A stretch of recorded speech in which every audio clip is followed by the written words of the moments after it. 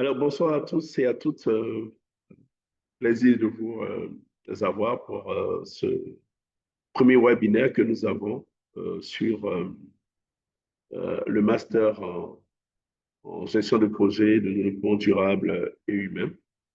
Donc, que vous allez certainement découvrir un peu plus. Je pense que vous avez déjà des éléments, mais là, il s'agira principalement de les découvrir un peu plus. Je suis Jean-Claude Kwasi. Je suis responsable du projet du master pour l'entreprise Boost Expertise, qui, euh, qui est l'entreprise qui co-lead avec l'université Alassane Ouattara ce projet de master.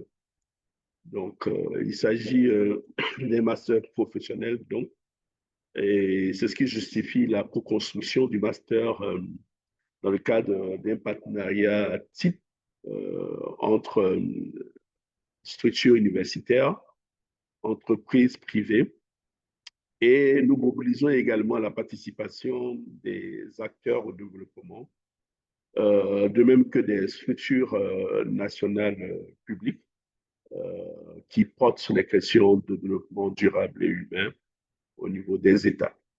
Donc, vous le verrez tout à l'heure dans les spécificités du master, c'est une combinaison assez spécifique qui fait partie du dispositif pédagogique du master, de sorte à renforcer sa pertinence et surtout son ancrage dans le milieu, dans le secteur du développement,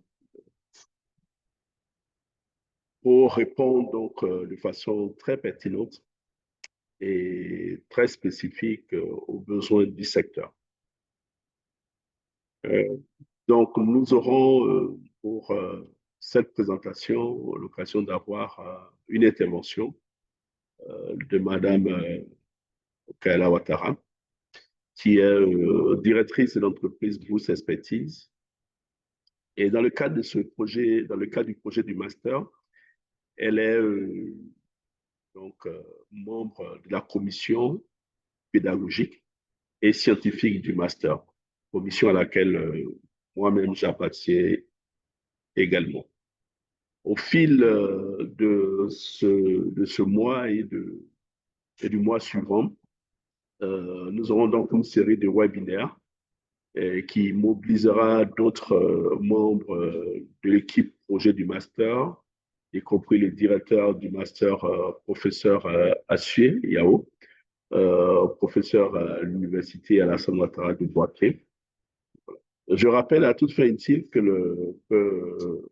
les structures qui portent donc ce master sont des structures qui sont logées en Côte d'Ivoire. Et l'université se trouve au centre de la Côte d'Ivoire, dans la ville de Boaké, l'université Alassane Ouattara. Et l'entreprise Vous Expertise est une entreprise également qui a un rayonnement régional, qui est basée à Abidjan, en Côte d'Ivoire, avec des interventions dans la sous-région ouest africaine et avec en perspective une extension vers les régions Afrique centrale et Afrique de l'Est. Voici un peu présenté très brièvement le contexte de cette, de, du master, hein, enfin, présenter les acteurs, pas le contexte en lui-même, mais les acteurs, les principaux, les co-constructeurs. Et à côté, vous avez également des partenaires stratégiques qui ont été mobilisés dans le cadre du lancement du master. Juste rappeler que le master a été conçu, nous y travaillons depuis quelques années, depuis 4 ans maintenant. Donc, les réflexions et le processus de construction du master a débuté en 2020. Nous sommes en 2025 et donc c'est maintenant que nous lançons. Nous avons donc le temps de concevoir et de pouvoir de penser de façon très, très efficace donc le dispositif pédagogique et le contenu également. Alors, Nous avons un partenariat avec l'AUF, qui est l'Agence universitaire de la francophonie. Voilà, et dans le cadre de ce partenariat, nous nous appuyons donc sur les ressources technopédagogiques de l'AUF, qui est un réseau international. Voilà, et nous appuyons donc sur son réseau et donc je me dis sur les ressources technopédagogiques, notamment à travers son dispositif de formation ouverte à distance, afin de faciliter l'accès à la formation à toutes les personnes sur le continent d'abord et partout dans le monde, dans l'espace francophone, qui sont désireuses ou qui sont intéressées par cette formation. Et donc, dans le cadre de cette relation avec l'Agence universelle de la francophonie, nous avons la possibilité de pouvoir justement vous offrir un accompagnement sur mesure, quel que soit le pays dans lequel vous vous trouvez dans l'espace francophone, et notamment s'il y a une représentation de l'AUF.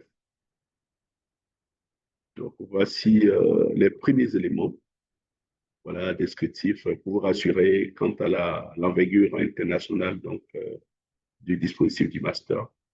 Et un appel à candidature a déjà été lancé dans le temps de vous instruire là-dessus. Et pour éventuellement, pour ceux qui sont désireux de bénéficier d'une allocation pour couvrir les frais d'études, vous êtes invité à soumissionner en allant sur la plateforme de l'AUF. On pourra vous partager également les ressources pour vous, enfin les liens pour vous connecter à la plateforme pour pouvoir faire votre inscription. Mais les délais sont jusqu'au 30 juin, voilà, pour la procédure spéciale.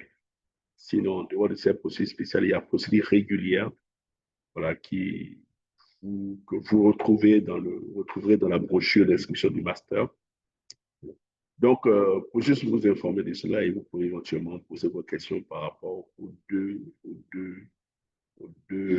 méthodes, voilà, d'inscription master. Donc, sans plus tarder, et si elle est prête, Mme Ouattara, je vais laisser la parole à Mme Okala Ouattara, directrice de bourse expertise et membre de la commission scientifique et pédagogique, donc pour animer ce webinaire. Et à la fin de sa présentation, on vous laissera la parole pour éventuellement poser vos questions, voilà, et avoir les clarifications, les précisions que vous. Voilà, donc merci bien. Et je pourrais revenir après la présentation de Mme Ouattara pour faciliter donc les échanges. Merci. Mme Ouattara. Ok, merci beaucoup à M. Kouassi. Bonsoir à toutes et à tous. J'espère que vous me recevez très bien. M. Kouassi m'a déjà présenté, donc je ne vais pas revenir sur ma présentation. C'est un plaisir pour moi de, de, de vous présenter pour notre premier webinaire sur le master, de vous présenter et vous donner les informations générales sur ce master. Je vais partager l'écran pour que vous voyez les éléments que je vais vous partager à l'instant.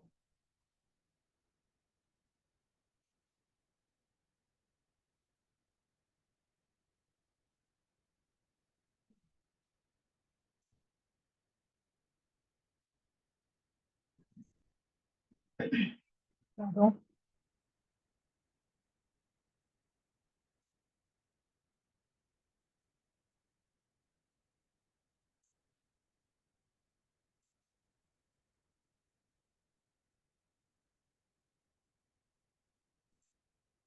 OK.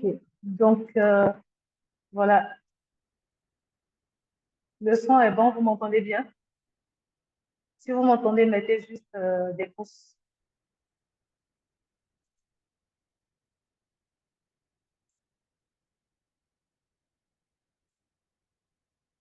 Je n'ai pas vu les pouces. OK. Je commence à voir les pouces. OK. D'accord. OK. Donc, le contexte du master, c'est un contexte mondial que nous connaissons à peu près tous. Il est lié aux défis mondiaux que nous connaissons, notamment les changements climatiques, les problématiques liées au développement des États en voie de développement, notamment les questions d'émergence et de développement, les questions également de justice sociale et climatique. Aujourd'hui, on parle de plus en plus d'économie bleue, économie verte, tout ça. Euh, le contexte est également lié au suivi et à l'atteinte des objectifs mondiaux, notamment l'agenda 30 des Nations Unies relatif aux objectifs de développement durable, l'agenda également de l'Union africaine, l'agenda 60, qui sont tous ces éléments-là qui sont centrés sur le développement durable et humain et qui montrent la nécessité de renforcer les initiatives et les programmes pour la mise en œuvre des ODD et le suivi de l'IDH à travers notamment les projets et programmes qui sont réalisés dans le secteur du développement. Et donc, ces différents éléments, ces différents défis font appel à des compétences spécifiques qu'il est important de renforcer. Et c'est dans ce cadre que l'Université Alassane Ouattara, notamment avec le département de géographie qui travaille déjà sur les questions de développement durable, et vous, expertise, comme M. Kwasi vous l'a présenté tout à l'heure, vous a présenté l'entreprise tout à l'heure. Donc, nous nous sommes rapprochés pour mettre en place un master qui apporte une réponse à ces différents défis et qui permet de former des professionnels, des acteurs qui ont l'expertise, qui ont la compétence au sortir de cette formation, de pouvoir contribuer aux réflexions et aux actions concrètes et durables surtout qui sont menées pour répondre à ces différents défis. Et notre ambition, c'est vraiment de positionner ce master-là comme une référence au niveau régional. Et c'est ce qui explique aussi toute la démarche que nous avons adoptée déjà dans la conception du master, dans la rencontre des différents partenaires, et même dans la méthode d'enseignement. M. Kwasi vous a présenté tout à l'heure, vous a parlé tout à l'heure de la plateforme de l'AUS qui va nous permettre de dispenser les cours. Mais nous allons y revenir dans la suite de notre présentation. Donc, les objectifs de ce master, c'est de pouvoir former des experts en gestion de projet qui soient capables de répondre aux besoins des organisations et des communautés, surtout pour un développement durable et inclusif. C'est également de former ces professionnels-là d'une grande capacité, de les doter d'une grande capacité d'analyse stratégique, de sorte que ces personnes soient capables de produire des documents de haute qualité et de contribuer au débat, que ce soit sur le plan national, le plan international, et surtout pour orienter les actions de développement sur le continent africain. Un autre objectif, c'est de pouvoir favoriser l'insertion professionnelle des personnes qui seront formées dans le secteur du développement, mais en s'assurant qu'au sortir de notre formation, elles ont la capacité, elles ont les compétences pour être employables dans les organisations. Et puis également, dernier élément, l'objectif, c'est de pouvoir contribuer à l'émergence d'une génération de leaders et de professionnels en développement durable et qui sont engagés pour les droits humains, la justice sociale et climatique. Donc, d'accroître leur sensibilité par rapport à ce sujet-là, en leur permettant aussi d'avoir les outils nécessaires pour conduire ce leadership. Les compétences qui sont visées donc au sortir de cette formation, c'est déjà doter les apprenants d'une capacité d'analyse stratégique. Également, il y a la production documentaire, donc avoir des compétences en production de documents stratégiques, des compétences en mobilisation et gestion des partenariats et des ressources, en gestion de projets et programmes, mais en étant vraiment orienté vers des résultats à impact et durable. Également, pouvoir coordonner des interventions et conduire des études et des évaluations de projets de programme et avoir la sensibilité, la compréhension des enjeux de développement, de développement durable et être capable de modéliser les processus dans le cadre de la mise en œuvre des projets et programmes, pouvoir modéliser ces processus-là qui ont permis d'avoir des résultats et de pouvoir les répliquer dans d'autres zones, dans d'autres régions, dans d'autres initiatives. Et également avoir la compétence pour gérer des unités d'exécution de projets et programmes. Comme finalité professionnelle, donc, on les a orientés surtout en termes de débouchés professionnels et également en termes de profil métier pour que vous compreniez également ces compétences, dans quel contexte vous pouvez les utiliser et pour quel poste, quel profil vous pouvez les utiliser. Donc déjà en termes de profil métier, cette formation prépare à occuper des postes tels que fonctionnaires des postes de fonctionnaires au sein des organisations internationales, des postes de représentants pays d'organisation, des postes de chargés de programme ou de projet ou d'unité programme, des postes de coordonnateur de programme ou de projet, des postes de chef de mission ou de bureau, des postes de directeur exécutif d'organisations non gouvernementales, donc les ONG, également des postes de chargé de mission, chargé d'études, chargé d'affaires, devenir également expert consultant indépendant ou chef responsable de département RSE ou de durabilité pour ce qui est du secteur privé.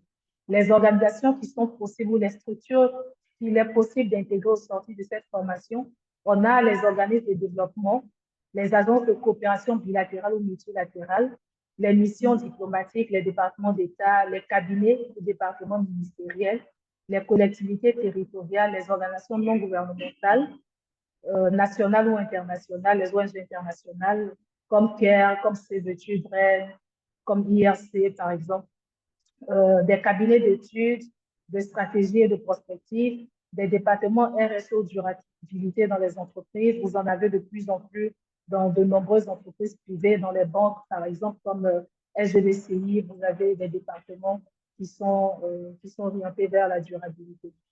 Des équipes de consultants indépendants ou de consortiums, à défaut de pouvoir s'intégrer dans ces organisations, il y a aussi la possibilité de pouvoir conduire des missions de consultants vous-même, parce que dans l'approche méthodologique, on va le voir par la suite, on met en place les éléments, les moyens pour que vous puissiez développer vos capacités de conduire, de faire de la consultance, voilà, et de conduire des actions de consultance indépendante.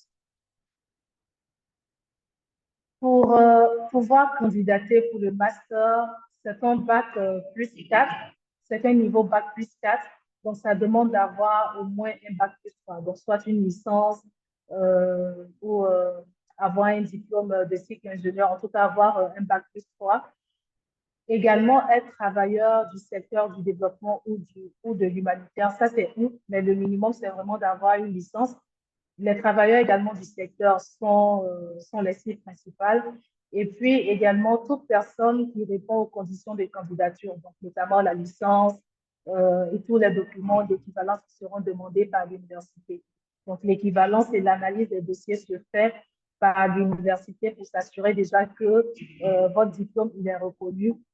Si vous êtes d'un autre pays, il faut qu'on s'assure que le diplôme il est reconnu et qu'il est possible de l'homologuer au diplôme au niveau national. Donc, toutes ces phases d'études de dossier se font par l'université Alassane Ouattara.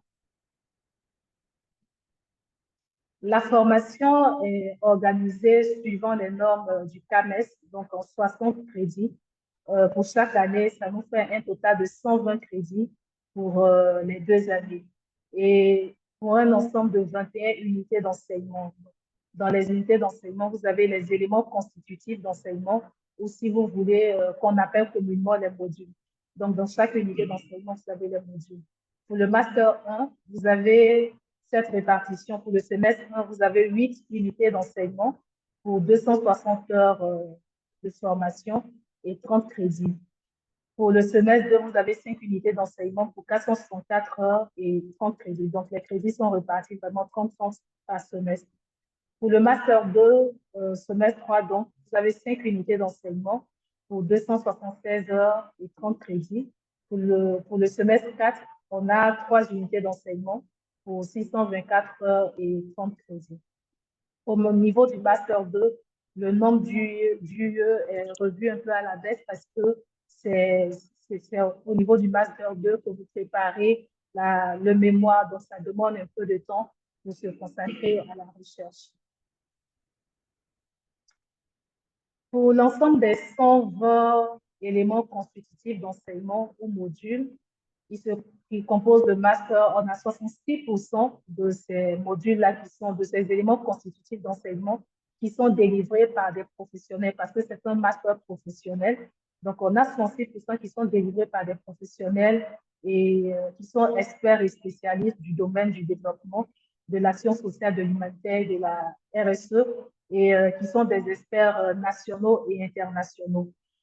Ensuite, en fin d'année académique, le Master 1, il est prévu un stage d'immersion.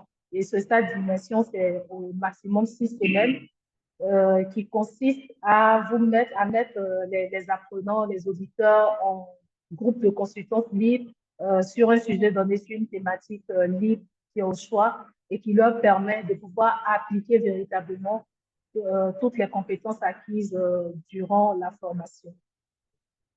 Et ces travaux, ces stages-là sont supervisés par un expert, bien entendu, de l'académie, du master, je veux dire. Alors, les aspects spécifiques de la formation pour faciliter cet apprentissage et puis faciliter aussi pour les personnes qui ne sont pas forcément en Côte d'Ivoire, qui ne sont pas à Boaké, c'est que c'est une formation à distance. Donc, dès l'instant où vous avez accès à la connexion Internet partout où vous vous trouvez, vous pourrez participer à la formation. C'est une collaboration multidimensionnelle. On a présenté certains partenaires et on va les présenter à la fin. Donc, il y a un partenariat avec vraiment plusieurs organisations, plusieurs institutions qui sont du domaine du développement et de l'humanitaire parce que au sortir de la formation, c'est vers ces organisations que les auditeurs iront pour demander de l'emploi pour travailler. Donc, on veut s'assurer que les compétences qui sont développées en interne dans le cadre de la formation sont vraiment celles qui sont demandées dans ces organisations. Donc, parmi ces partenaires, certains participent même comme enseignants à la formation. Donc, il y a cette collaboration. Il y a la collaboration aussi avec l'AUIF pour permettre aux personnes qui sont sur tout le continent de pouvoir participer à la formation, mais aussi de pouvoir même se déplacer, après on vous présentera le dispositif, de pouvoir se déplacer au besoin pour aller dans les locaux de l'AUF pour suivre la formation à distance ou pour les examens. Il y a également la participation active des partenaires, comme je viens de le dire, l'encadrement par des experts nationaux et internationaux qui effectivement travaillent dans le secteur du développement et de l'humanitaire, les modalités d'apprentissage par l'expérience, parce que ce que nous visons, c'est vraiment la capacitation, le transfert de compétences, donc dans les méthodes d'enseignement, dans le syllabus. C'est pour ça qu'on a 120 éléments constitutifs d'enseignement, parce que on veut s'assurer que quand on sort de cette formation de master, les compétences telles qu'on vous l'a présentées, vous ayez déjà ces différentes compétences-là. L'intégration dans des réseaux internationaux d'étudiants, également la collaboration avec des réseaux d'étudiants au niveau national ou international et l'intégration dans d'autres réseaux internationaux. Des méthodes de formation, de capacitation, comme je viens de vous le dire, déjà le stage d'immersion et même dans les approches d'évaluation, dans les méthodologies d'enseignement également, on tiendra compte de tous ces éléments.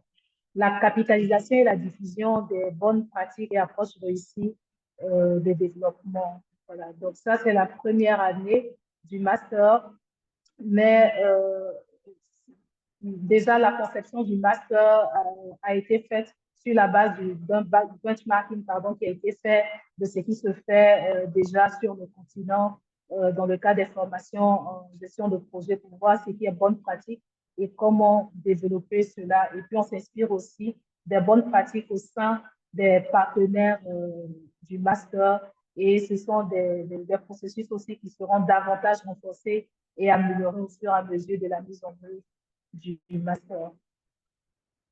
Alors, les conditions de candidature et d'inscription, on va dire il y a deux procédures, on va dire. Pour le moment, les inscriptions peuvent se faire à partir de la plateforme de l'AUF. Et M. Kwasi vous l'a dit au départ, cela offre la possibilité aussi de pouvoir bénéficier d'une allocation, d'une subvention sur la formation qui va jusqu'à 50% du coût de la formation. Donc, les candidatures sont ouvertes et elles vont jusqu'au 30 juin 2025. La date prévue pour le démarrage effectif des cours, c'est le 15 octobre 2025.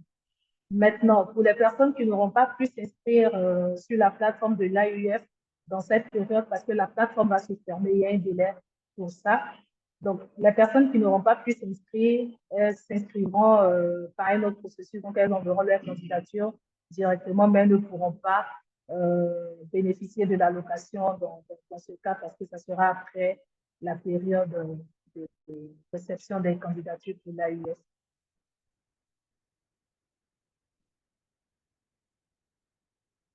Comme je l'ai dit à un certain moment de nos propos, pour garantir vraiment et pour pouvoir répondre aux promesses que nous faisons pour ce master ou aux objectifs que nous nous sommes fixés, il y a des collaborations qui ont débuté avec certains partenaires et qui se poursuivent d'ailleurs. Les discussions se poursuivent avec d'autres partenaires. Le 4 juin dernier, on a fait la présentation du master face à de nombreux partenaires et on a eu vraiment des retours très positifs sur la pertinence du master, sur son adéquation avec les besoins de compétences dans les organisations. Donc, les rencontres vont se poursuivre pour mobiliser davantage de partenaires. Et justement, ces partenariats, comme je l'ai dit à un moment donné, visent à pouvoir faire participer des experts de ces organisations-là dans le renforcement du contenu pédagogique, ce que nous avons fait déjà et que nous poursuivons, dans le jury de soutenance, dans la revue de qualité de la formation, pour nous assurer du maintien de cette qualité. Également, la diffusion ou la possibilité de pouvoir suivre les formations en ligne. Je vous ai parlé de l'AUF. Et puis également, il y a des discussions qui se poursuivent aussi pour faciliter l'obtention de stages et même la proposition de sujets ou thématiques de recherche pour les étudiants, pour les personnes qui participeront à cette formation. Donc déjà, les partenaires que nous avons rencontrés et avec qui les discussions se poursuivent sont ceux que vous voyez le plus là-bas que nous avons rencontré, le programme Pays de renforcement des capacités en Côte d'Ivoire, le Bureau national, le BNET, Bureau national d'études techniques et de développement, l'Assemblée des régions et districts de Côte d'Ivoire, l'UVIC aussi, la CNPS, le Conseil régional du Béquet. Le Béquet, c'est une région, c'est la région, pardon, centre de la Côte d'Ivoire, le groupement des professionnels miniers de Côte d'Ivoire et puis l'ONG ASAPSU. Voilà, et puis l'initiative de la société civile pour les ODD en Côte d'Ivoire. Donc, comme vous pouvez le constater, des acteurs, des entreprises privées ont été contactées, sont en train d'être contactées, des institutions internationales, des partenaires nationaux, exactement les débouchés que nous vous avons présentés et vers lesquels ces compétences-là seront vendues. Donc voilà, mesdames et messieurs, les informations générales que nous avons voulu vous partager sur le master.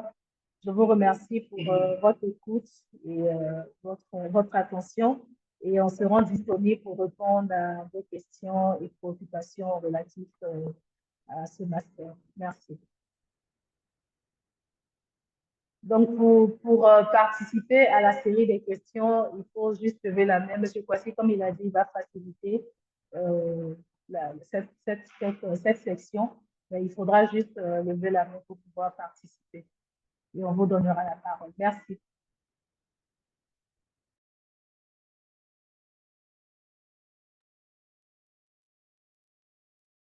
Alors, merci Mano Ouattara pour cette présentation. Merci.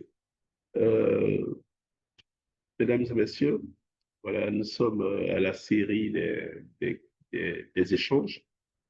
Voilà, donc, vous voulez intervenir, les dispositions, c'est que vous levez la main. Normalement, vous avez sur le volet, il y a un volet réagir. Voilà, vous cliquez, vous levez la main. Ensuite, on vous donnera la parole et votre prise de parole, vous présentez. La présentation, c'est vos noms, le pays d'intervention, la ville et le pays. Et voilà, et vous posez votre question. Voilà. Je crois qu'on a quelques mains déjà. Vraiment une main, je crois. Alors, Donc, Monsieur Germain, apprenons. Oh, oui, bonsoir à tous. Bonsoir, Monsieur Germain. Oui, bon, j'ai deux questions par rapport à la présentation. Premièrement, je voulais savoir, bon, peut-être j'anticipe déjà, je voulais savoir quels seront les horaires. Il faut que je me présente d'abord. Mon nom, c'est Germain et je suis de la République démocratique du Congo, ville de Kinshasa. Euh, Donc, je voulais savoir quels seront les horaires de cours une fois l'année académique va commencer. Euh, OK, deuxièmement, d'accord. je voulais demander pourquoi jusque-là, on nous a présenté dans les brochures qui a été partagé dans le groupe, on a partagé les unités constitutives, mais jusque-là, on n'a pas encore partagé les éléments constitutifs pour qu'on ait une idée sur la composition détaillée du programme de master. Voilà.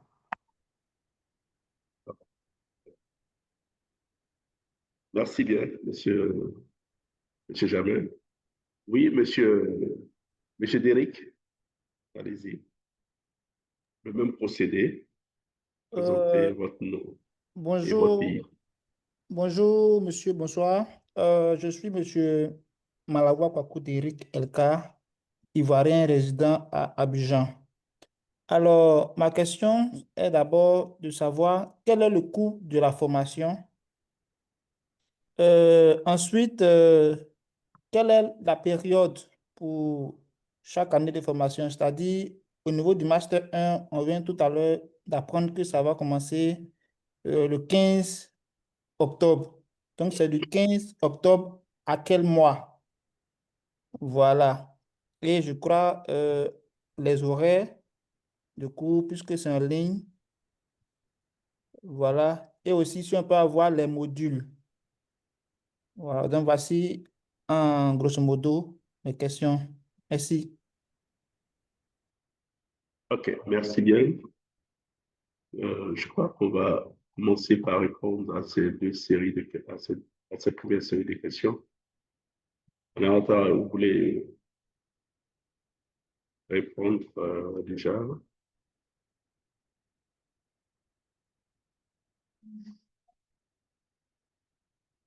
Alors, peut-être pour les horaires, je voudrais déjà réagir là-dessus. Les horaires les horaires ne sont pas prédéfinis encore. Les horaires vont tenir compte d'un certain nombre d'éléments. Vont tenir compte déjà des enseignants. Vous avez des enseignants qui interviennent de plusieurs points du, de la planète. Vous en avez qui sont en Europe, qui sont pour certains aux États-Unis, d'autres ailleurs sur le continent. Donc, il va falloir tenir compte d'un certain nombre d'éléments, de contraintes, notamment liées au décalage horaire. Et donc, cela ne permet pas d'avoir une heure fixe, en fait. Voilà. Donc, il y aura une programmation qui sera faite avant le début de l'année et qui vous donnera pour chaque trimestre les différentes périodes exactement de cours. A priori, étant donné que c'est un master professionnel, c'est en fin de journée et pendant les week-ends, voilà, que les cours seront massifs, mais il peut y avoir certaines spécificités pour pouvoir capitaliser, par exemple, sur des jours non travaillés, voilà, et permettre d'avoir des cours en, en semaine ou à des heures de la journée. Donc, tout cela. Mais ce qu'il faut noter, c'est que la formation se fait, est une formation ouverte à distance. Elle commence en principe en format hybride, mais elle sera 100% en ligne par la suite. Alors, hybride, ça veut dire que les formations sont synchrones d'abord. C'est-à-dire que vous avez l'enseignant qui est en présentiel et qui dispense le cours. Dans certains cas, vous aurez les enseignants qui sont en présentiel et qui vont dispenser les cours. Mais dans d'autres cas, elle sera simplement asynchrone, c'est-à-dire que l'enseignant va enregistrer la formation selon une scénarisation pédagogique et les enseignements, les enregistrements seront disponibles sur la plateforme, voilà, de la formation qui sera logée donc sur la plateforme de l'AIF. Donc, chaque étudiant aura un accès et pourra se connecter donc, à la plateforme aux ressources vidéo, aux ressources documentaires, voilà, et qui seront donc, disponibles sur la plateforme. Donc, il y aura des cas où il n'y aura pas de sessions, si vous voulez, cours synchrones, où l'enseignant sera devant, mais ce sera des enregistrements sur le capsule qui seront donc disponibles sur la plateforme. Donc, ce qui fait que, comme je l'ai dit, il n'y a pas vraiment un agenda spécifique, mais il y aura un calendrier qui sera avec des horaires de formation par trimestre. Voilà. On est en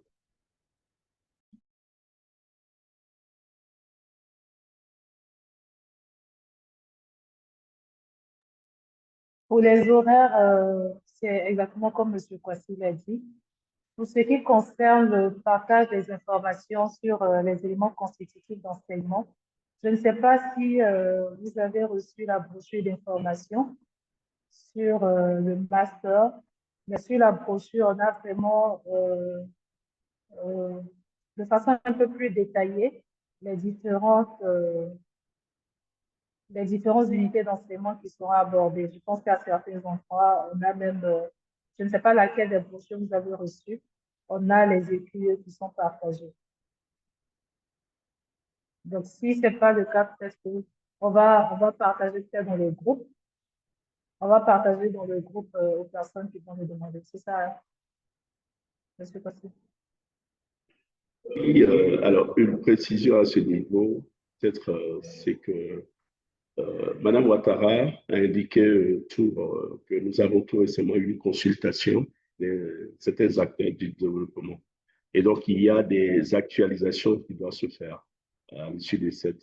C'est pour cela que d'abord, les éléments constitutifs n'ont pas été partagés en principe. Et de l'autre côté, les éléments constitutifs sont des éléments qui sont internes en principe. Voilà, internes. Ce ne sont pas des éléments qui sont en principe à diffuser, mais on va avoir la possibilité de mettre à disposition aux personnes qui sont déjà intéressées. C'est pour ça que nous avons ouvert une plateforme WhatsApp, voilà, pour pouvoir déjà communiquer à l'intérieur, parce que ce sont les personnes qui se sont préinscrites, en fait, qui intègrent la plateforme WhatsApp et donc qui pourraient donc, à qui on pourra, ou à qui nous allons, voilà, remettre partager les éléments constructifs qui constituent en fait la maquette pédagogique en fait. Voilà, donc on mettra à disposition, mais à condition bien entendu que vous soyez préinscrit pour le master. Voilà, c'est ce que je voulais rajouter.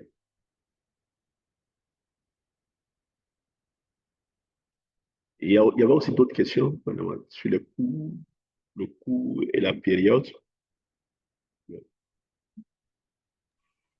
La période, la formation en elle-même sur les 2 années, c'est 18 mois. Et la période, c'est d'octobre à juin pour la première année globalement. Donc, en principe, si on débute en octobre, le cours devrait se terminer au cours du mois de juin. Voilà. Mais une planification beaucoup plus exacte sera partagée bien avant la rentrée des classes. Pour ce qui est des coûts, pour les professionnels, il y a les coûts pour les professionnels et pour les étudiants. Pour les professionnels, ça fait 1 250 000. Et puis, pour les étudiants, je crois que c'est 900 000. C'est ça? Oui, mais en fait, en intégrant d'autres coûts, voilà. Mais toutes ces informations, en principe, sont sur la maquette qu'ils ont reçue. Voilà, la brochure. Parce que comme il y a plusieurs pays, donc en Côte d'Ivoire, c'est le franc CFA. Donc, sur la brochure, vous avez les montants en euros. Donc, comme ça, l'euro qui est beaucoup plus fixe vous n'avez qu'à convertir dans les monnaies locales. Voilà. Et le paiement va se faire en monnaie locale, voilà, au taux du jour, puisque les paiements se font au niveau des agences, des représentations de l'AUF dans nos différents pays. Donc, je ne sais pas si Madame, les collègues, éventuellement, Nana, tu peux nous trouver le coût. C'est ça. En euros, peut-être, ça vous permettra de pouvoir convertir, faire la conversion. En euros, ça fait pour les étudiants 1754 euros. Et puis, ça, c'est pour les étudiants. Pour les professionnels, ça fait 2440 euros. Donc, selon les pays, ça vous permet de faire la conversion. En France, c'est pas, si vous voulez, ça fait pour les étudiants 1 150 000. Ça comprend les frais d'inscription au niveau de l'université, les coûts pour les équivalences pour les diplômes, et puis les frais de formation même. Et puis pour les autres profils, les autres profils, je veux parler des professionnels, ça fait 1 600 000 francs CFA. Donc ça comprend également les frais de formation, les frais d'inscription, et puis les frais d'équivalence. Donc, la brochure a été partagée par notre collègue Nana dans le groupe WhatsApp. Vous avez tous ces détails-là au niveau des cours. Je pense que c'est toutes les questions. Oui, oui, c'est la première série des questions. Merci bien, Ouattara. On va à la deuxième série. Nous avons Saïd et ensuite Biaro. Donc, Saïd, vous avez la parole.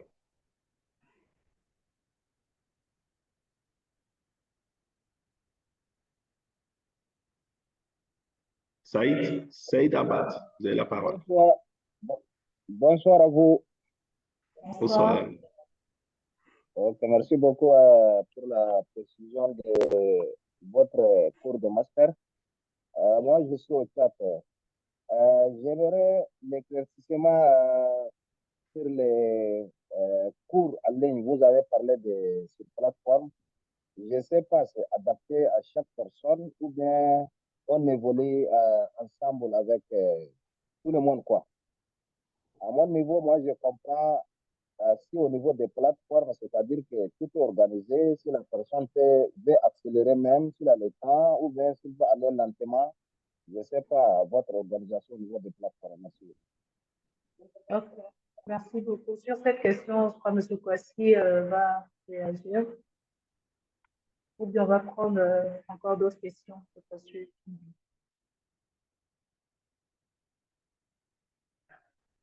Oui, on va. Le deuxième intervenant, M. Miaro, vous avez la parole.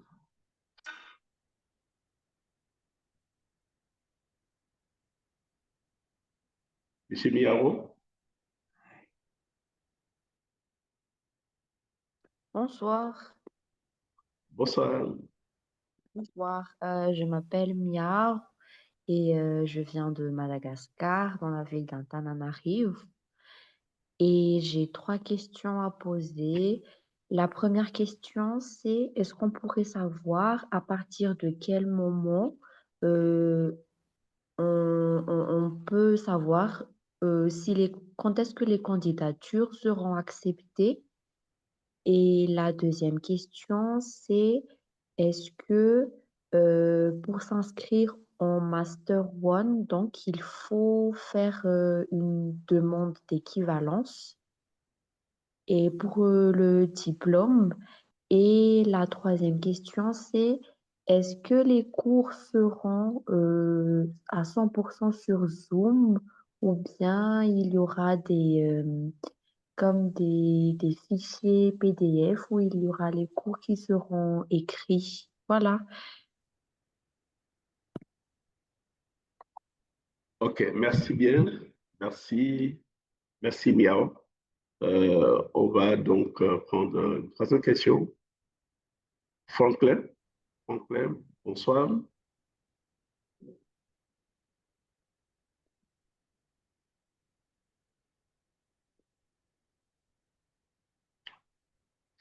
Franklin, vous avez la parole. Bonsoir, Franklin.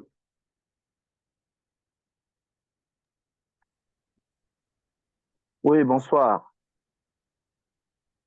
Vous me recevez? Plaisir. On vous reçoit, on vous reçoit. Ouais, ok. Moi, c'est Adam Franklin. Je suis au Tchad et j'aimerais savoir, parlant de l'AUF qui est partenaire du master, est-ce que c'est toujours tous les cours qu'on doit parvenir au niveau de l'AF ou bien pour ceux-là qui sont opérationnels déjà sur le terrain, c'est au moment des examens parce que ça fait déjà 15 minutes que j'étais coupé du webinaire, donc je ne sais pas si vous avez évoqué ce point. OK. Donc, à quel moment est-ce qu'on doit se référer à l'AUF, c'est ça la question?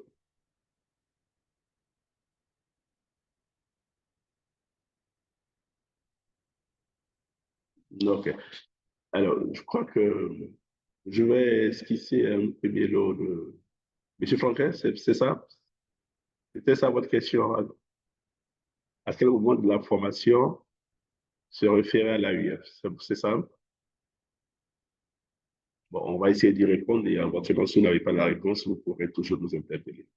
Donc, alors, en ce qui concerne donc, le dispositif formatif pour ce qui est de plateforme, la plateforme c'est une plateforme, c'est pas, on verra, selon la, euh, je vais, toutes les questions qui sont relatives à ce point, je les aborde en même temps.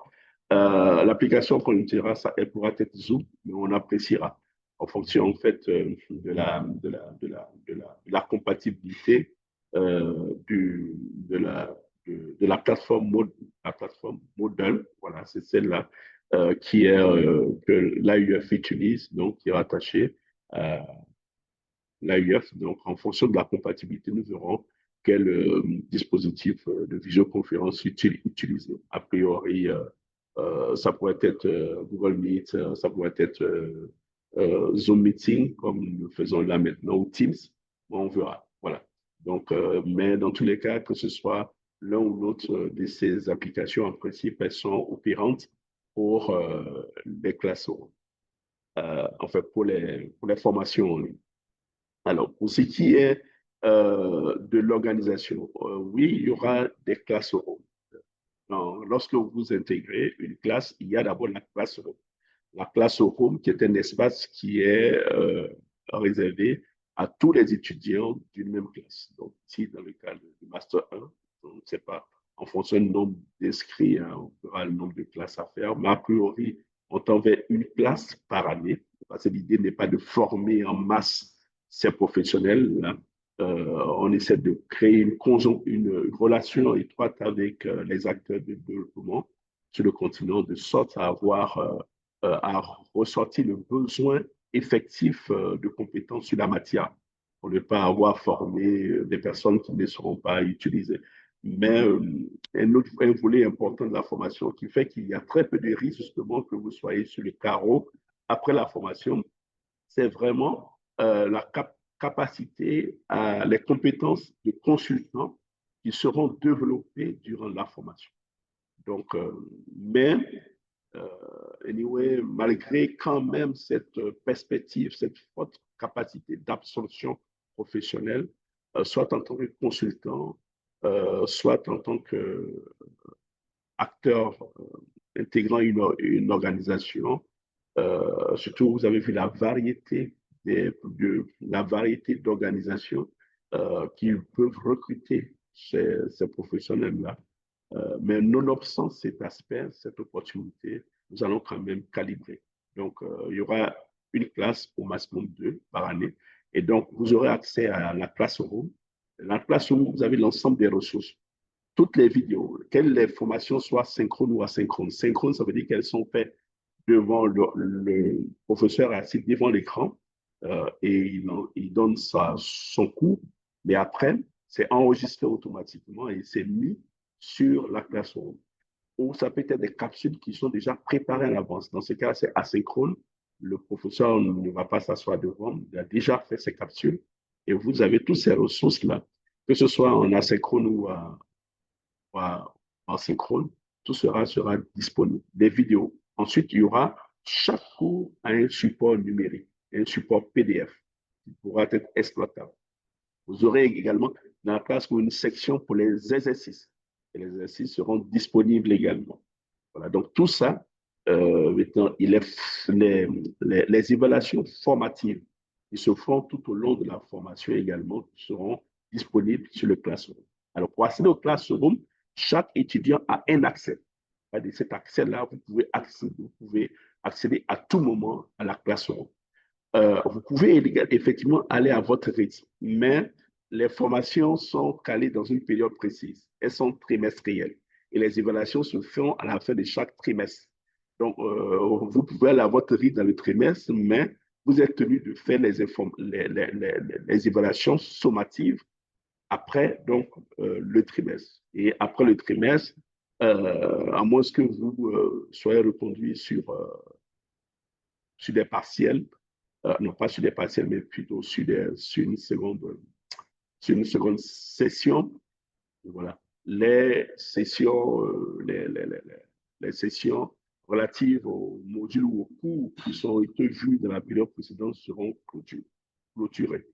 Voilà. Donc, vous avez la possibilité d'aller à votre propre rythme, mais vous devez rester dans le timing de la formation qui est séquencé par trimestre. Okay. Pour ce qui est des demandes d'équivalence, Mme Ouattara veut intervenir, je crois. Allez-y, Mme Ouattara. Oui, c'était pour les demandes d'équivalence. Pour ce qui est des demandes d'équivalence, est-ce qu'il faut faire une demande d'équivalence pour le master 1? Oui, et notamment pour tous les diplômes qui sont hors de la Côte d'Ivoire, et même au niveau de la Côte d'Ivoire, il faut faire une demande d'équivalence. Et c'est l'université, en fait, il faut faire la soumission de vos diplômes, et c'est l'université qui apprécie, qui va évaluer vos diplômes, analyser vos diplômes et faire un retour par rapport aux diplômes qui doivent faire une équivalence. Certains diplômes au niveau de l'université, ici en Côte d'Ivoire, n'auront pas besoin si ce sont des diplômes qui sont déjà pris en compte par la faculté en question, la faculté où est logé le master. Mais si ce n'est pas le cas, il y aura une équivalence à faire. Donc ça, vraiment, c'est l'université. Après l'analyse des dossiers de candidature, qui fera le retour sur ces équivalences qui doivent se faire. Donc ça, c'est pour l'équivalence. Je ne sais pas si M. Kwasi a quelque chose à ajouter par rapport à ce point.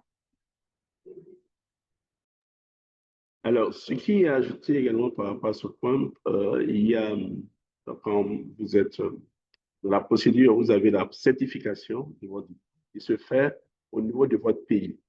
Elle se fait en principe par le ministère qui chapeaute le secteur de l'enseignement supérieur dans votre pays. Donc, vous devez vous adresser donc, au ministère pour déjà entamer la procédure de certification. Alors, quand vous avez la certification de votre diplôme, vous le transmettez. Il faut entamer la procédure assez tôt parce que la procédure d'équivalence, des certifications d'abord et d'équivalence peuvent prendre du temps.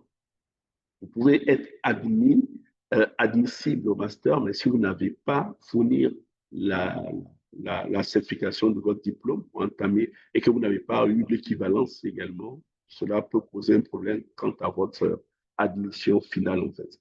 Et pour anticiper, il faut commencer assez tôt.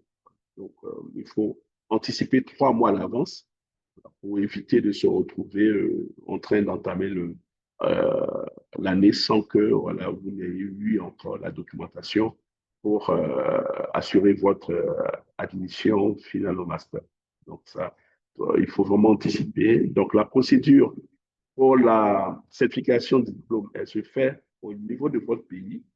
Et pour, comme Mme Ouattara l'a indiqué, l'équivalence se fait au niveau de la Côte d'Ivoire, de l'université qui va délivrer par la suite le diplôme du master dans l'université Alassane Ouattara à travers ses services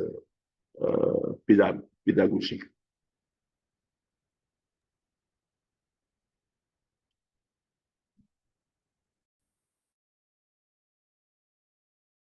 Alors, il y avait également une question relative de Franklin du Tchad sur à quel moment se référer à l'AUF.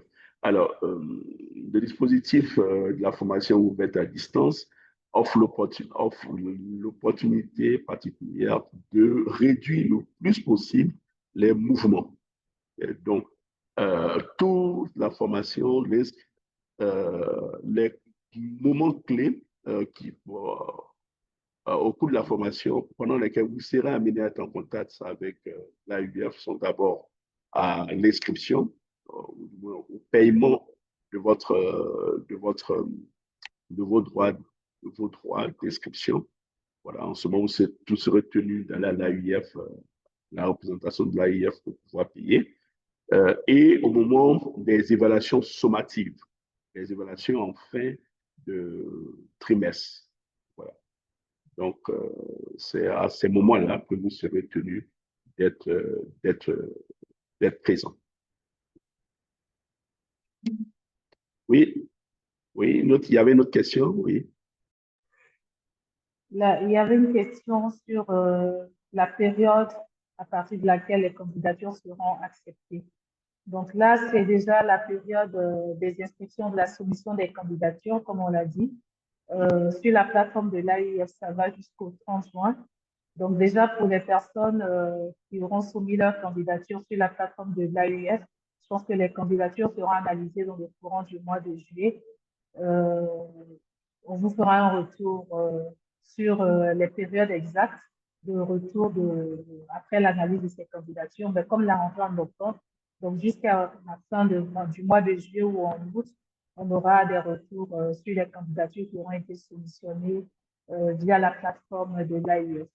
Pour les autres candidatures qui vont se faire après cette période directement au niveau de l'université, les analyses se feront au cas par cas selon les dossiers qui auront été soumis. Voilà. Donc ça se fera au cas par cas. Ça ne sera pas des retours qui se feront pour tout le monde, qui se feront dans l'ensemble, mais selon la date de soumission de chacun, il y aura des retours la fin avant la fin de la période d'inscription, de sorte à permettre à chaque personne qui se sera préinscrite, selon ses réalités, selon les documents complémentaires qui auront été demandés, selon les équivalences qu'il faut faire, chacun pourra entamer la procédure pour la certification et l'obtention de l'équivalence.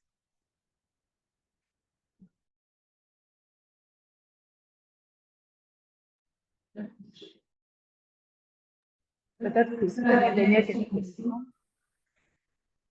OK, merci bien. Merci. Je crois qu'il y a Eric qui a encore une question à poser. Mais avant, il y a Miaro qui a une question, qui a encore levé la main. Oui, Miaro et ensuite Eric. Concernant encore la demande d'équivalence, il est vrai que ça peut prendre un certain temps et la fin de la candidature sur le plateforme de l'AUF, c'est le 30 juin. Donc, est-ce que ça veut dire que on peut envoyer notre candidature et si, par exemple, nous n'avons pas encore la certification de notre diplôme auprès du ministère de l'Enseignement supérieur, est-ce qu'on peut envoyer cela après le 30 juin? Voilà pour ma question. Merci beaucoup. C'est bien noté. Oui, Eric. Eric. Merci bien pour l'opportunité. Ma question est la suivante. Vous avez parlé tout à l'heure lors de votre exposé que si nous nous inscrivons avant le 30 sur le site de l'AUF, on aura une réduction de 50%.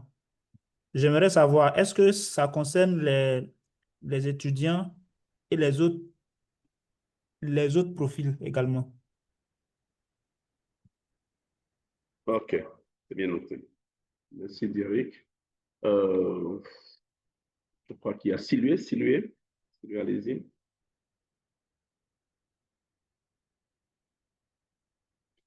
Sylvie? Sylvie, vous avez la main levée.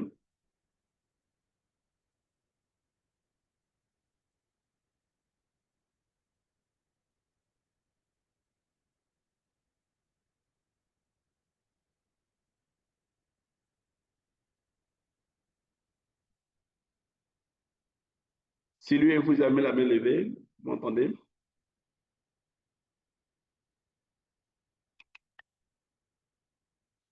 Bon, OK. Donc, Franklin, allez-y. Oui, ma question est de savoir, hein, vous avez parlé des soutenances, mais entre-temps également, j'étais coupé. Je ne sais pas, est-ce que l'étudiant aura déjà un encadreur à son niveau pour pouvoir le suivre? Et ma deuxième question parlant des stages, les stages seront fournis par votre organisation ou bien par l'étudiant à ses propres frais ou bien à ses propres recherches.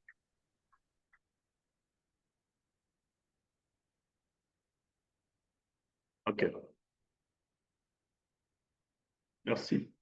Alors, je vais entamer les éléments de réponse. Ça va compléter. Oui, Monsieur Soulé, si vous avez un souci, vous pouvez écrire, saisir votre question. Voilà, nous allons réagir.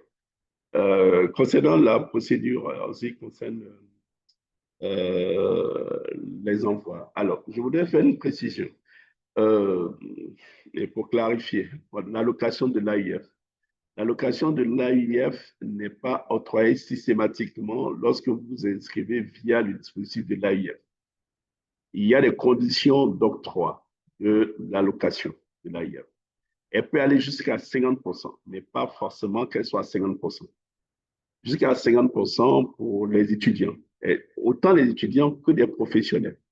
Voilà. Mais il y a des conditions qui sont telles que bon, les professionnels, je ne sais pas si la probabilité d'octroi est grande, mais pour les étudiants, pour les personnes sans revenus importants ou sans revenus fixes comme les étudiants, cela peut être les chances d'octroi sont beaucoup plus intéressantes. Mais un élément qui est évalué pour l'octroi de l'allocation, pour l'octroi, c'est le projet professionnel également que vous allez soumettre à l'AUF. Donc, ce n'est pas systématique que vous ayez l'allocation si vous candidatez par la procédure de l'AUF. Okay. Mais donc, vous pouvez, en dehors de la procédure de l'AUF, surtout gagner également en temps quand vous préinscrivez directement à travers le lien qui vous a été partagé ou qui figure sur la brochure. Parallèlement d'ailleurs. Parallèlement, pourquoi? Parce que, comme Mme Ouattara l'a indiqué, la procédure de l'université, en ce qui concerne l'analyse des dossiers, est beaucoup plus réactive, en fait. Voilà. Donc, elle est beaucoup plus réactive. Elle ne se fait pas par l'eau. Elle est plus réactive. Et par contre, celle de l'AUF, elle se fait par l'eau et donc les résultats sont en un bloc. Donc, pour pouvoir anticiper les défis qui peuvent être liés à à l'équivalence, au délai lié à l'équivalence, vous pouvez parallèlement entamer la procédure d'admission parallèlement via le lien qui vous a été partagé et transmettre la documentation déjà, les éléments d'information déjà. Voilà. En considérant que l'allocation de l'AUF n'étant pas absolue pour tout le monde, de sorte à ce que vous puissiez enclencher la procédure d'équivalence, comme on a dit. Voilà. Et si au moment de si vous avez, donc au moment de l'inscription, vous aurez seulement les résultats de l'AUF, si vous êtes en ce moment-là éligible pour l'allocation de l'AUF, au moment du paiement, vous n'aurez qu'à payer donc le montant qui sera nécessaire à payer. Voilà. Cela,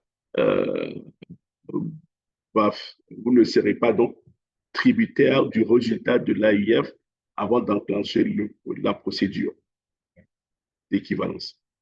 Donc ça, c'était une précision à faire. Donc la reddition, on a déjà répondu à la question. L'encadreur, les stages, il y a des points sur lesquels vous voulez réagir, sur les points sur lesquels j'ai déjà réagi. OK. Alors, pour ce qui est de l'encadreur, oui, bien sûr, les encadreurs seront mis à disposition. Madame Ouattara l'a indiqué. Au niveau du Master 1, déjà, il y a un travail d'immersion qui sera fait. Ça peut être un stage au niveau d'une organisation. Les stages au niveau de l'année 1 n'est pas garanti par l'organisation. Elle n'est pas garantie par l'organisation. Si vous avez une entreprise, une organisation dans laquelle vous voulez faire ça, et en principe, ça ne devrait pas manquer, parce que les organisations de la société civile, certaines autres organisations sont vraiment très demandeurs des compétences. Donc, en principe, voilà, cela ne devrait pas manquer. Nous pouvons recommander. Voilà. Mais par contre, si vous n'avez pas un stage, vous serez inscrit dans la consultance libre, dans les activités de consultance libre. Voilà. Donc, dans tous les cas, anyway, la première, après le Master 1, vous aurez une immersion effective. Au niveau du Master 2, c'est là que notre engagement pour vous accompagner pour un stage devient un peu plus fort. Sauf que nous ne sommes pas dans tous les pays, ok? Ce qui fait que dans votre pays, ça peut être, selon le réseau de partenaires que nous avons, nous pourrions ne pas avoir d'acteurs immédiats pour vous offrir. Mais nous allons compter dans ce cas-là sur les étudiants eux-mêmes, voilà, qui vont nous ouvrir également, qui vont nous mettre en relation avec des organisations. Vous pourriez nous mettre ici, par exemple, nous avons des organisations comme le PNUD, par exemple. Voilà, le PNUD a des représentations un peu partout, donc il pourrait faciliter. Nous sommes en discussion avec la BAD encore. Voilà, la BAD a des services un peu partout répandus sur le continent. C'est des possibilités. Donc, on a des organisations internationales, mais d'autres qui sont locales, parce que des organisations internationales ne pourront pas absorber tout le monde, mais des organisations locales. On comptera sur vous, la relation que vous allez établir. Si vous voulez les identifier et que vous nous partagez les références, nous pourrons les contacter, voilà, pour essayer de soutenir votre intégration en tant que stagiaire. Ça sera un travail qui sera collaboratif entre vous et nous, parce que le contexte pays, nous n'avons pas forcément des réseaux étendus à tous les pays au niveau de toutes les organisations. Mais il y a un engagement fort de notre part à vous accompagner vraiment dans ce sens-là. Et en principe, comme je l'ai dit, il n'y a pas de raison que vous ne puissiez pas obtenir vraiment un stage, que ce soit quand on regarde la variété des structures qui sont demandeurs de ces compétences-là, que ce soit structure publique, structure, organisation de développement, agence bilatérale, multilatérale, à but lucratif, à but non lucratif.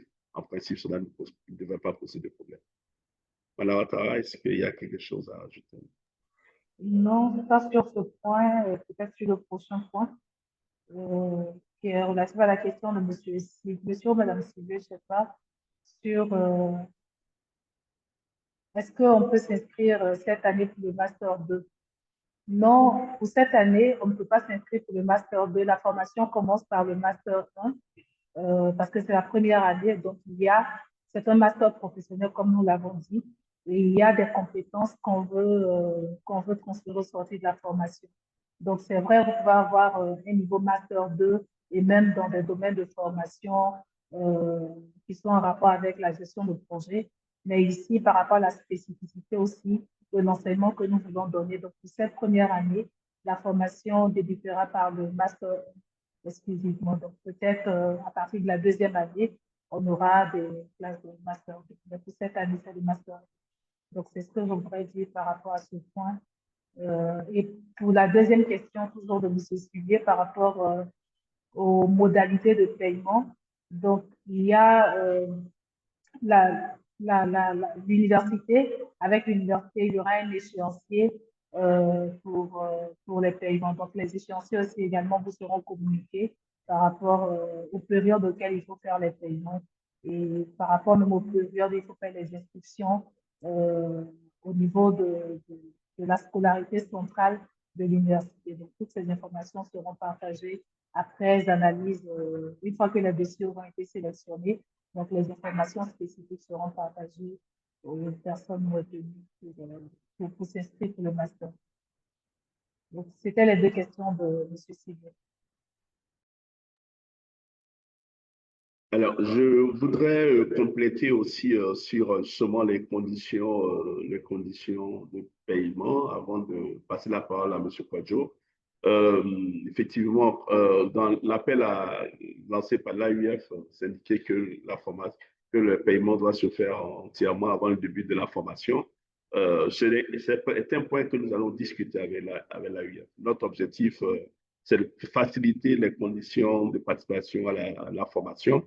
Donc, nous allons discuter avec l'AUF justement pour pouvoir offrir des possibilités d'échéancier. Mais au niveau de l'université, cela est prévu. Voilà.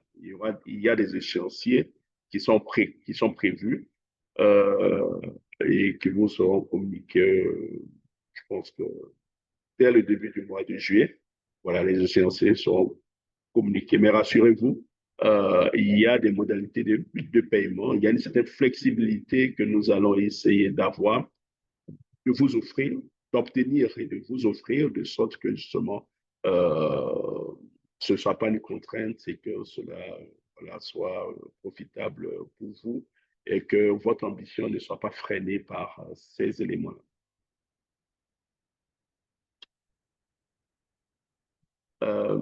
Alors, Monsieur Kwadjo, Bonsoir, messieurs, bonsoir, chères dames. Là, je voulais avoir un éclaircissement sur les préinscriptions en ligne parce que depuis l'année passée, je crois que nous avons fait des préinscriptions en ligne qui ont abouti à cette rencontre aujourd'hui. Je voulais bien comprendre, est-ce qu'il y a d'autres préinscriptions à part celles qu'on a déjà faites pour la formation proprement dite?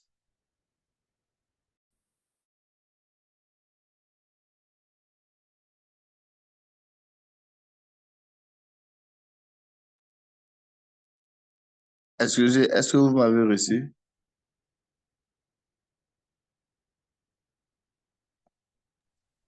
Oui, Alors, on vous a parfaitement, oui, on vous a parfaitement reçu. Vous avez demandé les prescriptions en ligne que vous avez faites, c'est ça, hein?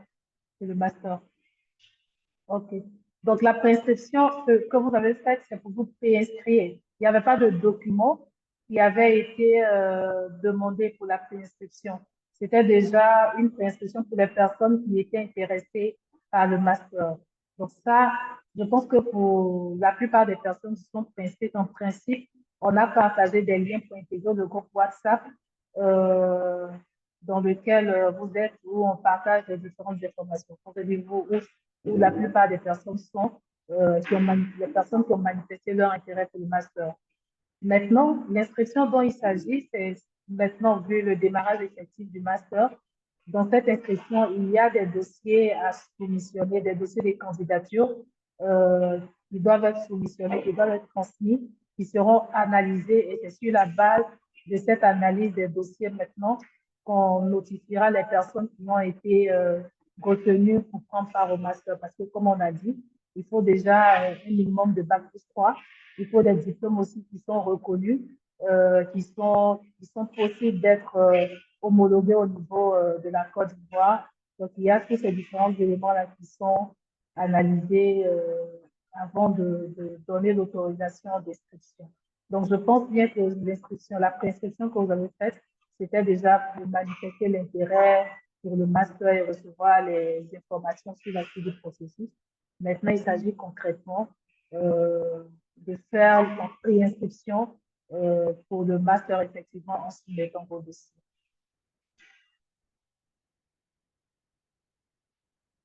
Donc, c'est bon, Monsieur Quadio?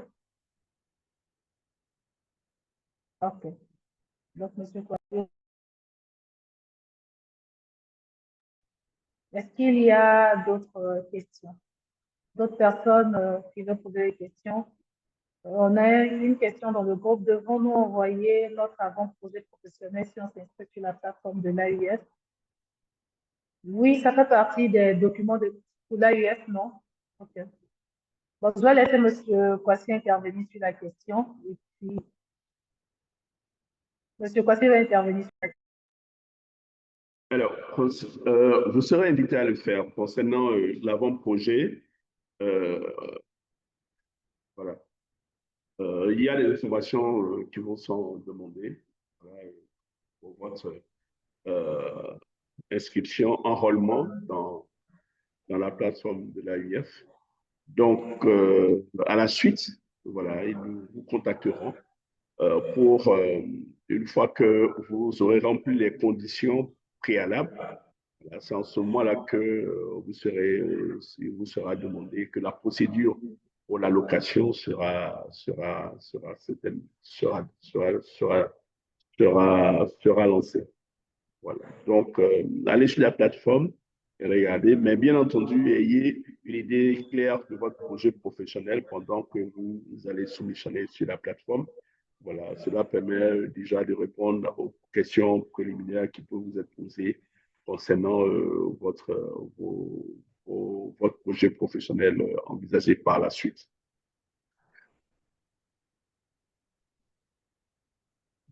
C'est bon, donc concrètement, il n'y a pas un avant-projet de professionnel à soumettre dans un premier temps. Mario, ça va? Mario, vous m'avez reçu? Oui, C'est bon. beaucoup.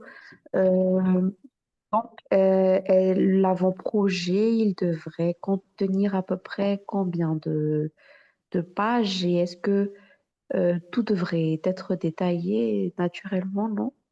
Dans l'avant-projet concernant le thème, le sujet, les objectifs, les problématiques, etc. Voilà, merci. Alors, n'avons pas la réponse précise à cela, mais nous notons et nous vous partagerons l'information. La plateforme WhatsApp sera comme une foire, donc les questions auxquelles nous n'avons pas de réponses précises, parce que là, c'est le dispositif de l'AUF, ce n'est pas le dispositif de l'université, c'est celui de l'AUF, donc on s'informera de façon précise sur la question et on vous transmettra l'information via la plateforme WhatsApp du webinaire que vous avez intégré. Ça sera reversé aussi dans la plateforme des préinscrits au master. Donc, nous notons bien la question et nous reviendrons là-dessus. Quant à la précision et au moment de la soumission de l'avant-projet et du projet professionnel. Mais je rappelle que, oui, c'est bon, Mario? Oui. Okay. Ah, merci. Okay. Juste d'envoyer l'avant-projet que nous avons fait sur le plateforme de l'AUF lors de l'inscription. Je n'ai pas saisi la question. Vous pouvez la reprendre?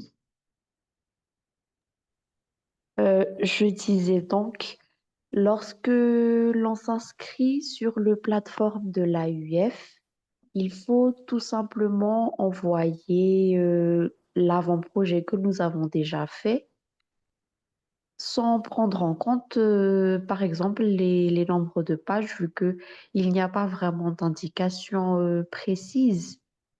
OK. Oui, s'il n'y a pas d'indication précise, effectivement, fournissez votre projet.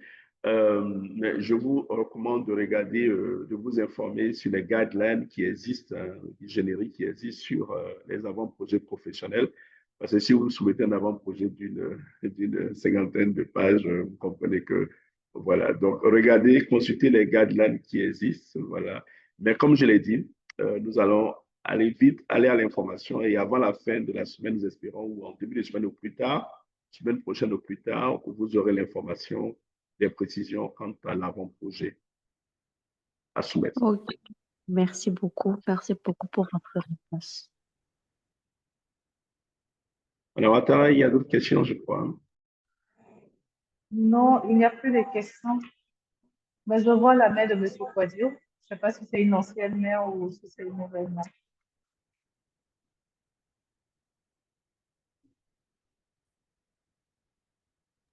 Alors, M. Quadio, vous avez la main levée, c'est une question? C'est bon? OK, c'est parfait. Est-ce qu'il y a d'autres questions? Alors, OK. Est-ce que les choses sont plus claires pour vous? Est-ce qu'il y a encore des points d'ombre? Est-ce qu'il y a encore des points d'ombre? Les choses sont claires, plus claires, ou est-ce qu'il y a des points d'ombre?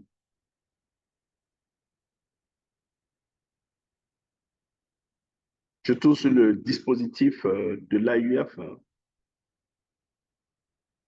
Alors, comme,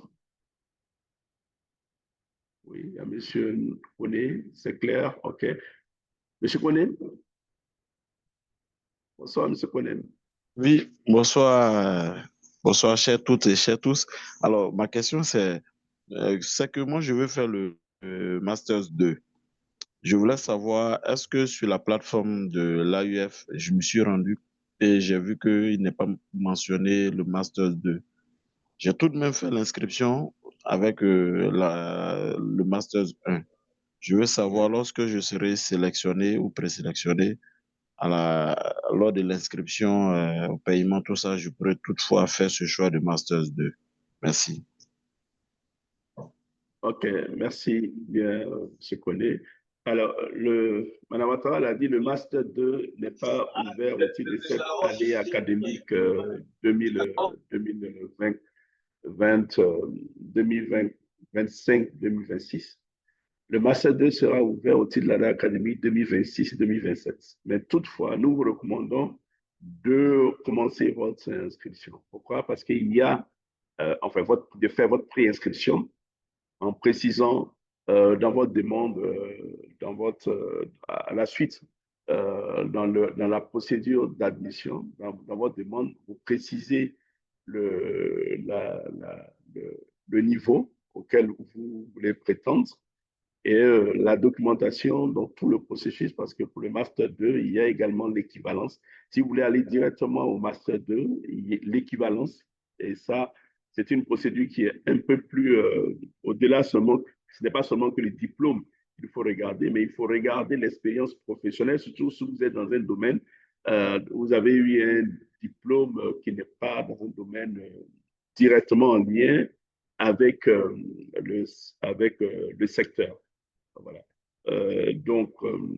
Si vous avez eu un master en économie, un master en sciences naturelles ou une maîtrise dans un autre, parce que pour prétendre au master 2, au niveau master 2, il faut d'abord avoir un niveau d'au moins bac plus 4, donc soit une maîtrise, soit ou un master 2, puisqu'il n'y a pas de diplôme de master 1, voilà, le niveau n'est pas accepté. Donc, soit avoir une maîtrise ou un master 2 dans une discipline connexe. Voilà. Et donc, il faut que la discipline soit vraiment connexe et qu'on vérifie que les compétences de base qui sont transférables au master 1, vous les avez acquises dans le cadre de votre formation précédente. Voilà. Donc, c'est une procédure qui peut être un peu plus longue, voilà, que pour l'équivalence au master 1. Donc, dans ce cas-là, vous pourrez déjà, nous encourageons déjà postuler pour le Master 2, de sorte à ce que vous ayez un retour d'information et que vous préparez la documentation et que vous puissiez la soumettre à équivalence. Parce que l'équivalence, je crois que vous l'avez pour pour 2 années. Une fois que vous avez votre équivalence, vous l'avez pour 2 années. Donc, déjà, si vous avez votre équivalence maintenant, vous pourrez voilà, vous projeter déjà pour le Master 2 pour l'année académique 2026-2027. Donc, voilà ce que nous vous recommandons. Je connais, c'est bon? Oui, merci. Merci, c'est bon, merci.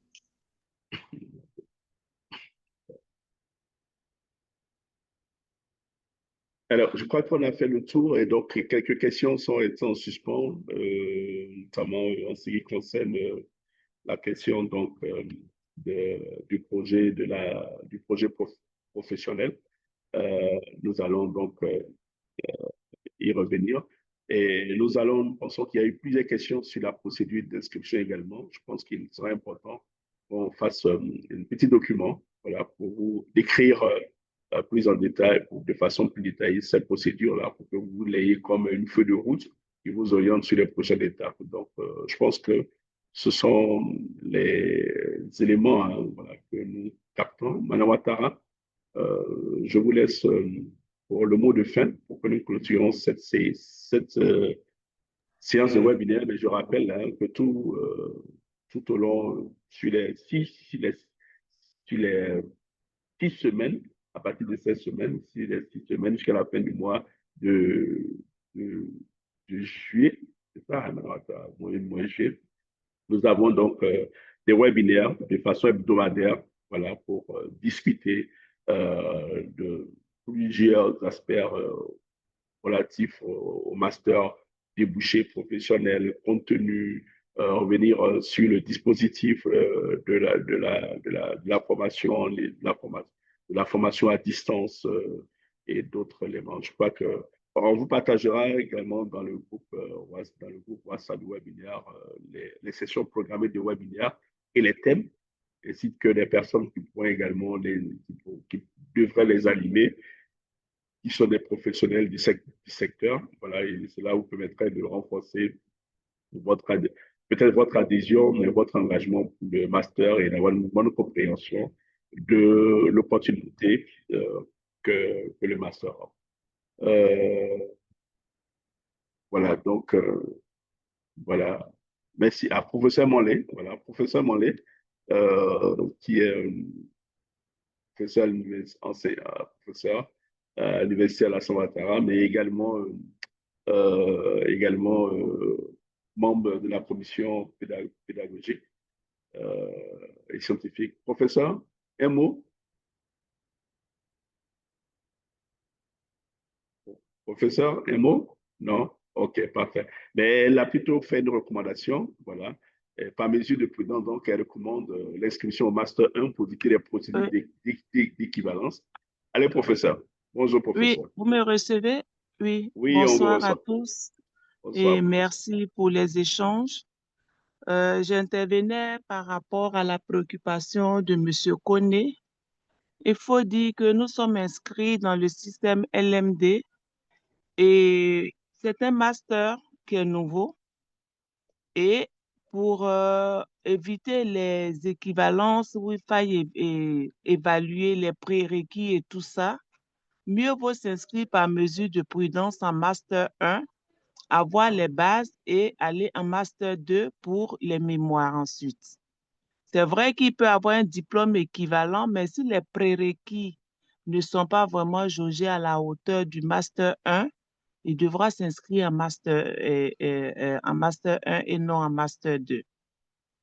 Parce que même s'il vient avec une maîtrise, la maîtrise peut être en sociaux, en sciences éco et autres, mais les prérequis par rapport aux évaluations qui vont être faites en Master 1, si ce n'est pas vraiment en contenance, on sera obligé de l'inscrire en Master 1. Donc, c'est pourquoi je préconise par mesure de prudence qu'il fasse les 2 années de Master, le Master 1 et le Master 2. Il aura une formation complète et il sera vraiment plus employable par rapport à vouloir compter sur des prérequis qui peut-être ne seront pas en correspondance avec ce que nous proposons pour le Master 1. Je vous remercie. Merci bien, professeur. Voilà. Et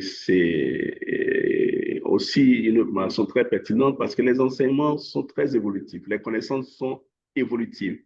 Vous avez fait votre master il y a quelques années, 1 an, 2 ans, en pédagogie. La durée d'évolution des connaissances, chaque 2 années, 3 années, elles évoluent substantiellement, même des évolutions très significatives. Donc, ce qui fait que la recommandation de professeur trouve davantage son fondement, dans le sens que, effectivement, les prérequis nécessaires pour être performant, compétitif, relativement à ce master, répondre, atteindre l'objectif de compétence qui est attendu au thème de la formation, requiert justement que vous fassiez le parcours formatif dans son entier, master 1 et master 2. Mais bon, voilà. Donc, c'est une recommandation, mais ce n'est pas exclu. Il y a la possibilité d'avoir une équivalence pour aller vers le master 2, mais on attire votre attention sur le fait que cela n'est pas évident a priori. Voilà. Donc, si vous misez là-dessus, vous pouvez, au thème du processus d'analyse et d'évaluation, avoir un retour non positif pour l'équivalence. Et vous aurez peut-être attendu et perdu une année. Donc, merci, professeur. Merci pour cette contribution. Merci pour ma part. Avant de donner le mot de fin à Madame Ouattara, merci à vous tous qui nous avez suivis du Tchad, de la Côte d'Ivoire, de la RDC, de Madagascar, donc 4 pays qui se sont connectés. Pour ceux que nous savons, hein, est-ce qu'il y a d'autres pays que nous n'avons pas cités qui sont connectés? Y a-t-il d'autres pays? On a cité Madagascar, le Tchad, la RDC, la Côte d'Ivoire, d'autres pays. Merci à vous. Madame Ouattara. Ok, merci beaucoup, Monsieur Poissy, pour cette co-animation de ce premier webinaire. Et comme Monsieur Poissy vous l'a dit, on a d'autres séries de webinaires relativement aux opportunités du master, mais aussi aux opportunités de travail dans le secteur du développement et de l'humanitaire. Donc, on vous encourage à suivre également les prochaines sessions. Ça sera tous les jeudis en principe, à la même heure, 17h30, 1h. Voilà, donc si tout le monde se connecte, si on a un grand nombre de personnes qui se connectent exactement à 17h30, on aura 1 heure à faire. Mais après, bon, on déborde un peu à cause des questions et des interactions qui peuvent se faire. Donc, sinon, 1 heure, 1h30 maximum pour ces rencontres-là. Également, il y a le groupe WhatsApp et vous pourrez continuer à poser toutes vos questions pour avoir des réponses par rapport à vos différentes préoccupations. Et pour les personnes qui ne sont pas encore inscrites, on vous encourage à vous inscrire et à consulter un peu plus en détail la brochure de formation qui vous est partagée. Et voilà, merci pour votre intérêt. Merci au professeur Monlé de nous avoir rejoints. Merci également aux collègues de Boost Expertise. J'ai vu la coordonnatrice du master, Madame Yogonier, connectée. Merci. Merci à Ifadi Nana et puis merci à chacun de vous pour votre intérêt pour ce master-là. Et puis, on vous attend pour démarrer cette année académique. Merci beaucoup, au revoir et bonne soirée à tous. Merci beaucoup, madame. Merci beaucoup. Merci, madame. Merci.